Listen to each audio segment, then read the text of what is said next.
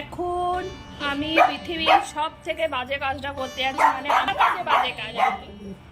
তো সেই কাজ করতে যাচ্ছি, করতে নামছি, মানে ঠাকুরের কাছে আশীর্বাদ চাইছি যাতে আমার গন্ধ না লাগে।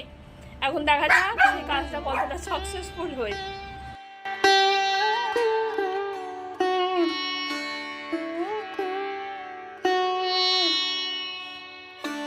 ছোটোতে যে আমি মাছ খেতাম না এমনটা নয়। যখন আমার রুহির মতো বয়স ছিল আমি বেশ মাছ খেতাম, মা বেছে দিত আমি খেতাম।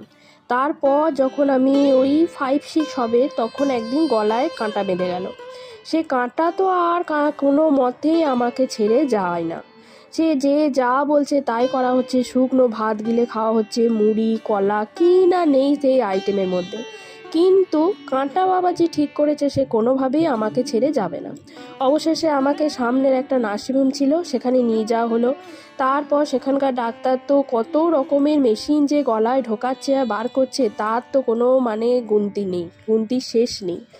কিন্তু কাঁটা আমাকে ছেড়ে যাচ্ছে না। অবশেষে গলা থেকে আমার রক্ত বেরোতে লেগে গেল, কিন্তু কাঁটা যাবার নাম করছে না।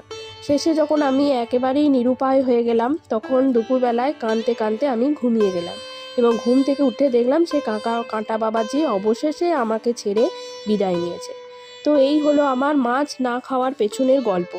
তো তারপর থেকে আমি একটু মাছ খেতে ভয় পেতাম, মা বেছে দিত তো আমার ভয় লাগতো, একটু একটু খেতাম। কিন্তু এখন পুকুরের ওই মাছ সেদ্ধ গন্ধটা পেয়ে পেয়ে না আর আমার মাছ খেতে ইচ্ছা করে না।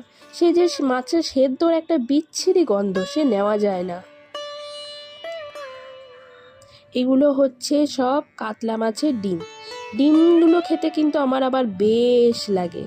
কার কার আমার মতো ডিম খেতে ভালো লাগে? আমার সবচেয়ে বাজে কাজ হয়ে গেছে। এগুলো হচ্ছে ওই কি বলে মাগুর ফাগুর কিছু একটা হবে, সেই মাছের মাথা। এইগুলো হচ্ছে সেই মাছ। এই যে এটা হচ্ছে 3.5 কেজি প্রায়, এটা সবটাই পুকুরের। আর এটা হচ্ছে কাতলা মাছের ডিম, এটা হচ্ছে ডিমের ঝুড়ো কিছুটা করব আর কিছুটা হচ্ছে পুকুরের। আর এটা হচ্ছে রুই মাছ কাতলা মাছ মিশিয়ে, এখানে রুই মাছ আর কাতলা মাছ দুটো মিশে গেছে, আমি আর কোনটা কি আলাদা করতে পারছি না। এই হচ্ছে ব্যাপার। আমার সবচেয়ে বাজে কাজ এখন কমপ্লিট। এখন আমি স্নান করব, তারপর এগুলোকে সব ঠিকঠাক করেও না আগে ঠিকঠাক করব। এখন জল ঝরতে দিয়েছি, ঠিকঠাক হয়ে গেলে সব আগে ফ্রিজে ভরবো, তারপর স্নানে যাবো। তো গায়ে গন্ধ